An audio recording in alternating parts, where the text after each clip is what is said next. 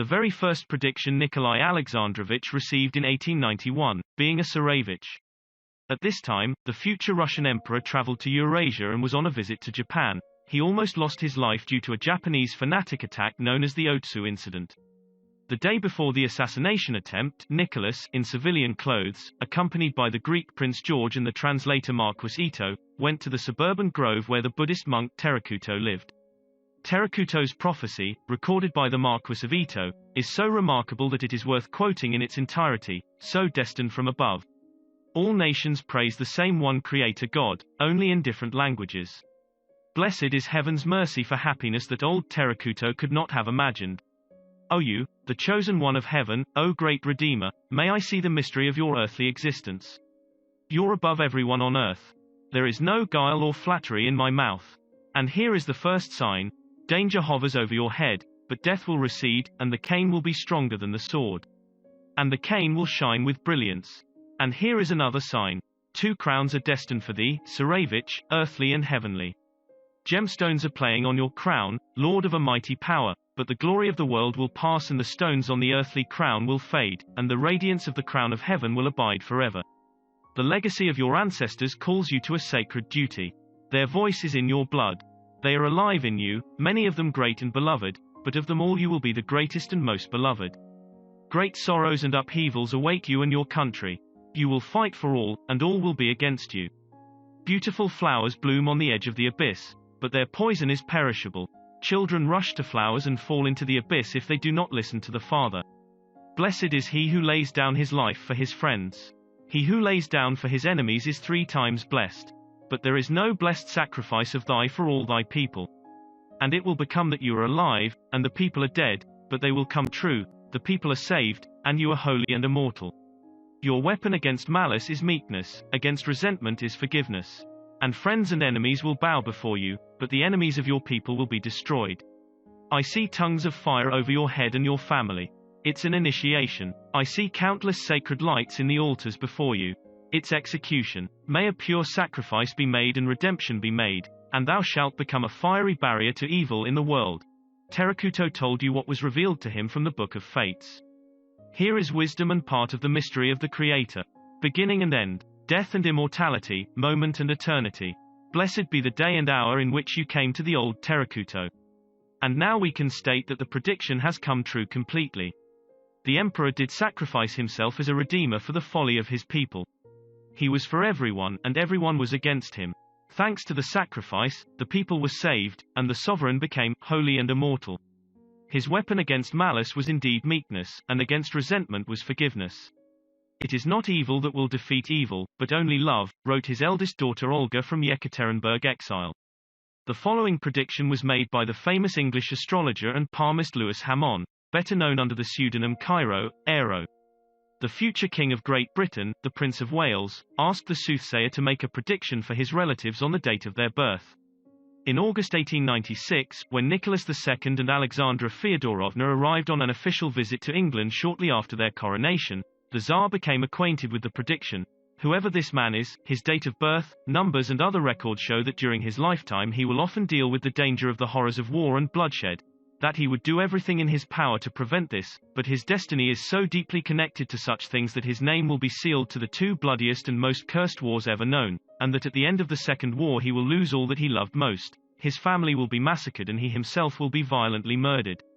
It is known that in 1904, during Cairo's visit to Russia, the Tsar received a soothsayer and talked with him, including about the prediction. In his memoirs, Cairo wrote, I gave the Tsar a word of honor that I would not tell anyone, which we then talked about that evening in the summer palace of Peterhof. I can only say one thing, he knew he was a doomed monarch. Nicholas II really did everything to prevent wars. He may have acted under the influence of Cairo's predictions of 2 bloody wars, but also in continuation of the international peacekeeping traditions of his grandfather Alexander II conferences of 1868 and 1874. In 1918, the last part of Cairo's prophecy also came true. The entire royal family was forcibly murdered. The Tsar received another prophecy in the spring of 1901. A special casket was kept in the Gatchina Palace, which Paul I, the great-great-grandfather of Nicholas II, bequeathed to open to my descendant on the 100th anniversary of my death. In the casket was kept a letter with the predictions of the monk Abel. In the spring of 1901, it was time to uncover a century-old secret. Here is how M.F. Göringer, Oberkammerfrau of Empress Alexandra Feodorovna, describes this event in his memoirs. That morning the Tsar and the Empress were very animated and cheerful, going from the Tsarskoye Selo Alexander Palace to go to Gatchina to reveal the age-old secret. They prepared for this trip as a festive fun walk, promising them to deliver outstanding entertainment.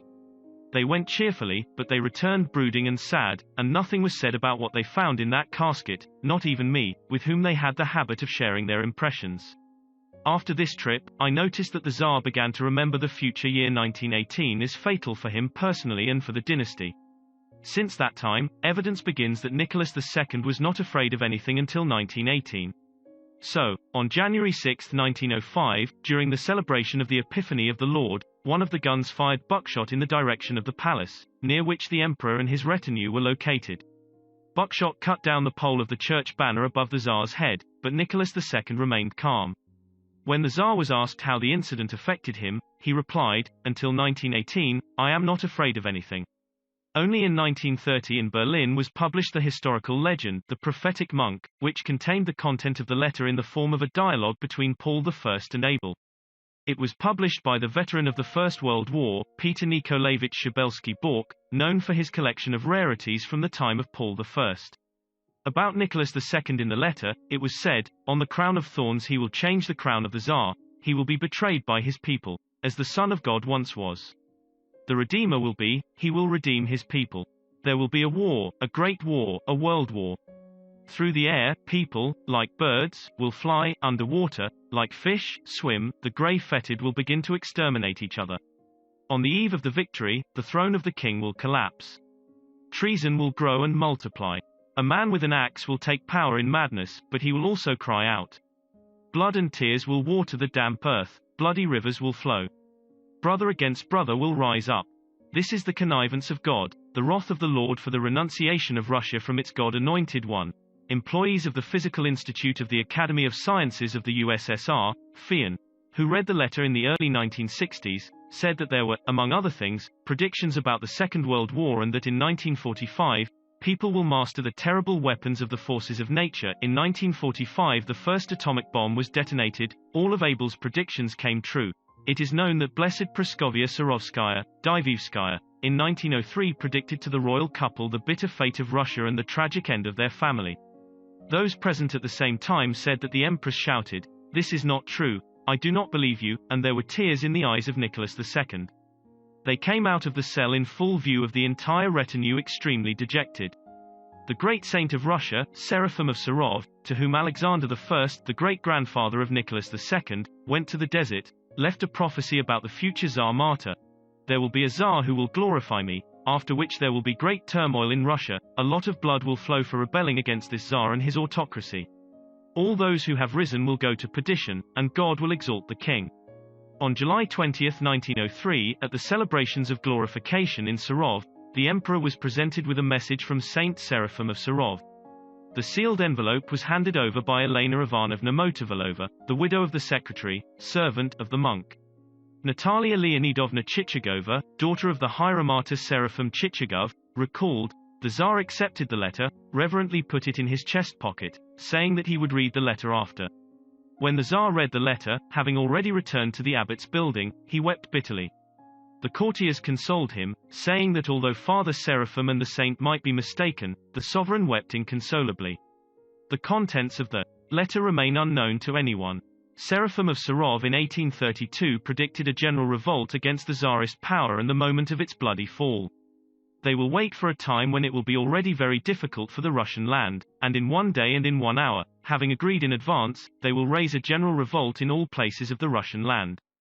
And since many employees will then participate in their misdeeds, there will be no one to humiliate them.